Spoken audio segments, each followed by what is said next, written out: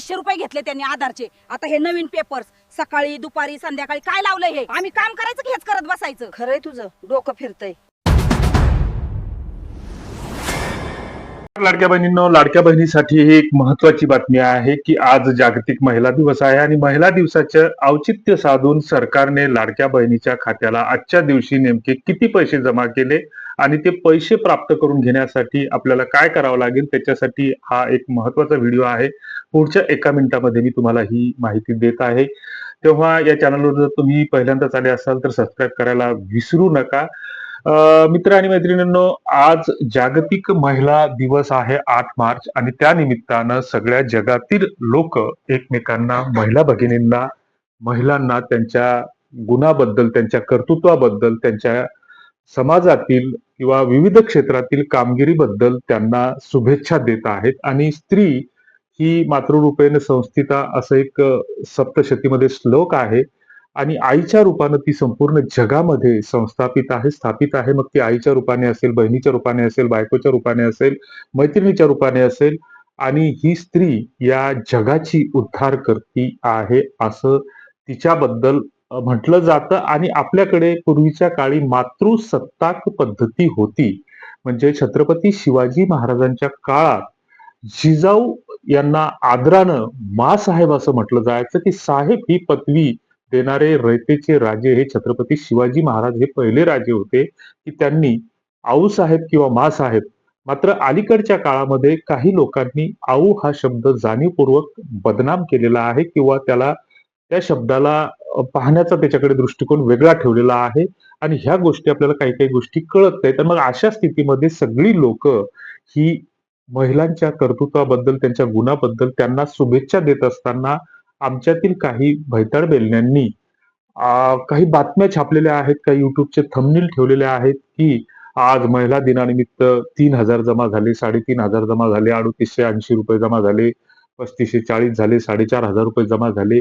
तर ह्या अशा बातम्या देऊन आपण कुठंतरी आपल्या लोकांप्रती, एकीकडे समाज एकमेकांना शुभेच्छा देत असताना आपण अशा चुकीच्या थंबनेल ठेवून किंवा अशा चुकीच्या दिशाभूल करणाऱ्या बातम्या केवळ व्ह्यू मिळवण्यासाठी देऊन आपण आपल्या समाजासोबत आपण कृतज्ञपणा करतो असं आम्हाला वाटतं. तुम्हाला काय वाटतं ते कॉमेंट बॉक्समध्ये नक्की लिहा की सरकार नावाच्या व्यवस्थेनं असं काहीही महिला दिनाचं औचित्य साधून वगैरे शुभेच्छा सोडल्या तर असे पैसे वगैरे रोखीनं काहीही दिलेलं नाही.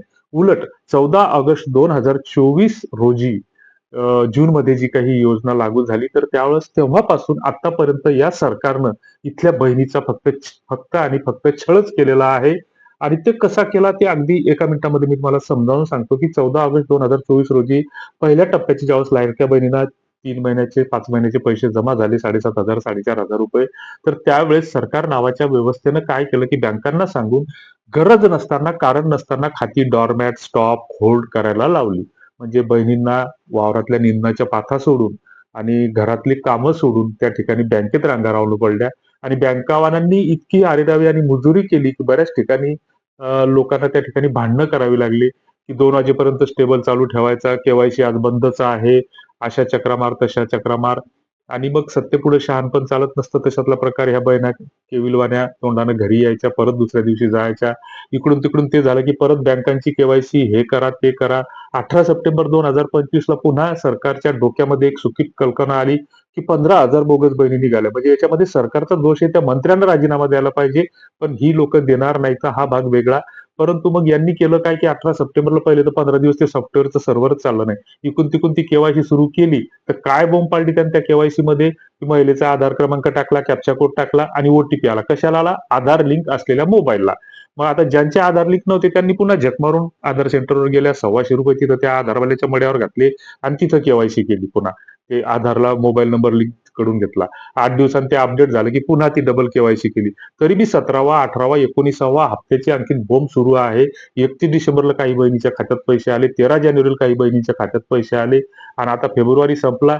आता पुन्हा सरकार म्हणतं की 35 लाख महिलांना आम्ही फेब्रुवारीचा हप्ता सोडणार आहे. मग बाकीच्या कुठं गेल्या? बरं, सरकार नावाचा व्यवस्था इतकी बेमान आणि इतकी हे आहे की म्हणजे खालच्या शब्दात जर बोललो तर ते लगेच कोर्टाची नोटीस पाठवतील किंवा हे चॅनल बंद करून टाकतील.